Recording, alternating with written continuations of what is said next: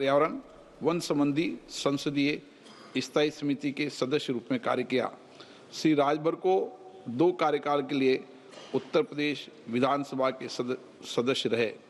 उत्तर प्रदेश सरकार में कई विभागों के मंत्री भी रहे। श्री हरिनारायण राजभर का निधन 76 वर्ष की आयु में 12 अप्रैल 2026 को उत्तर प्रदेश के लखनऊ में हुआ।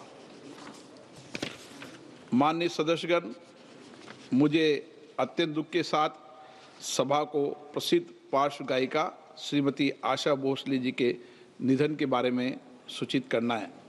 श्रीमती आशा भोसले भारतीय संगीत की सबसे बहुमुखी प्रतिभा से संपन्न और लोकप्रिय आवाज़ों में से एक थी।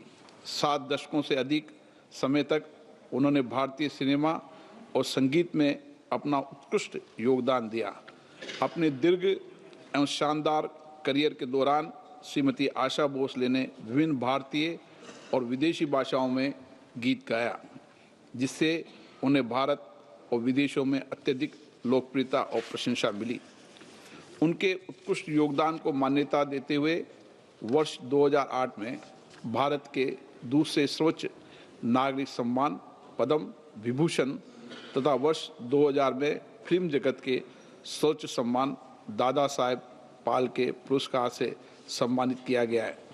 इसके अतिरिक्त उन्हें कई राष्ट्रीय तथा अंतर्राष्ट्रीय पुरस्कारों से भी सम्मानित किया गया। श्रीमती आशा भोसले जी का निधन 92 वर्ष की आयु में 12 अप्रैल 2026 को महाराष्ट्र के मुंबई में हुआ। ये सभा हमारे 3 पूर्व साथियों और श्रीमती आशा भोसले के निधन पर गहरा शोक व्यक्त करती है तथा शोक संतप्त परिवारों के प्रति अपनी गहरी संवेदना प्रकट करती है। अब ये सभा दिवंगत आत्माओं के सम्मान में मौन रहेगी।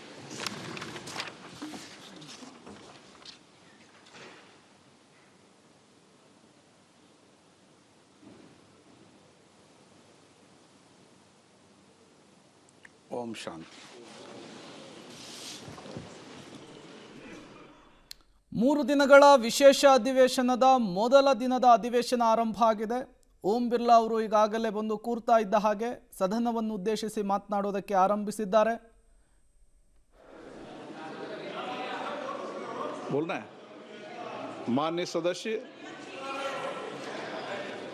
मैं इस प्रतिष्ठित सदन में भारत की वैज्ञानिक प्रगति और टेक्नोलॉजी में आत्मनिर्भरता की यात्रा में प्राप्त एक महत्वपूर्ण उपलब्धि के बारे में उल्लेख करना चाहता हूं।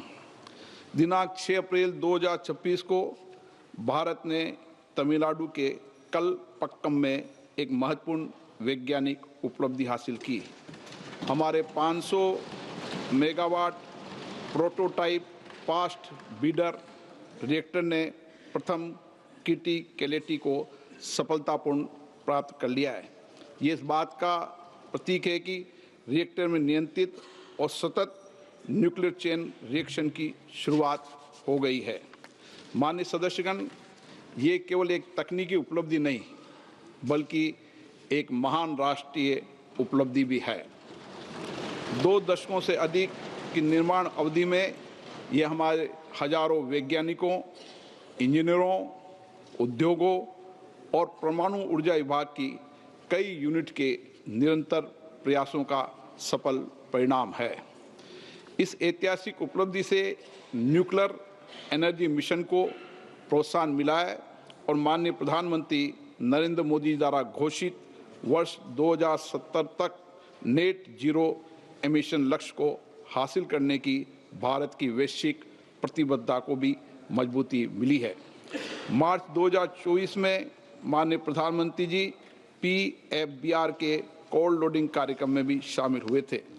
हमारे सीमित यूरेनियम संसाधनों और समृद्ध थोरियम भंडारों का विवेकपूर्ण उपयोग करने के लिए भारत की न्यूक्लियर रणनीति की 3 चरणों में परिकल्पना की गई है। वर्तमान में चल रहे फर्स्ट स्टेज में प्रेस्टाइट हैवी वाटर रिएक्टर में प्राकृतिक यूरेनियम का उपयोग होता है। इसमें बाई प्रोडक्ट के रूप में प्लूटोनियम प्राप्त होता है। PFBR के सफल संचालन के साथ ही भारत ने सेकेंड स्टेज की दिशा में एक ऐतिहासिक कदम उठाया है।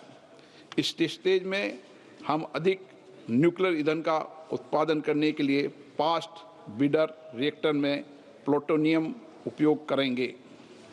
परंपरागत रिएक्टर की तुलना में एक फास्ट ब्रीडर रिएक्टर में अपनी ईंधन खपत के मुकाबले ज़्यादा ईंधन का उत्पादन करने की विशिष्ट क्षमता होती है।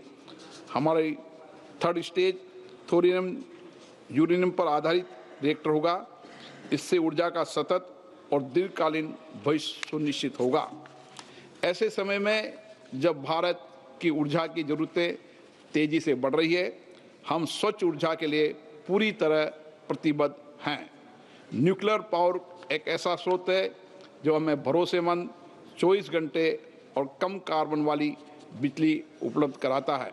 सभी हितधारकों के लिए सिविल न्यूक्लियर ऊर्जा सेक्टर को खोलने के लिए इसी सदन ने दिसंबर 2025 में शांति एक्ट पारित किया था। राष्ट्रव्यापी दृष्टिकोण के साथ हम 100 गीगावाट न्यूक्लियर ऊर्जा के लक्ष्य को ಸಂಸತ್ನಲ್ಲಿ ಇವತ್ತು 2 ಐತಿಹಾಸಿಕ ಸಾಂವಿಧಾನಿಕ ತಿದ್ದುಪಡಿ ವಿಧೇಯಕವನ್ನು ಮಂಡಿಸಲಾಗುತ್ತೆ. ವಿಶೇಷ ಅಧಿವೇಶನದ ಮೊದಲ ದಿನ ಈಗ ಆರಂಭಗೊಂಡಿದೆ.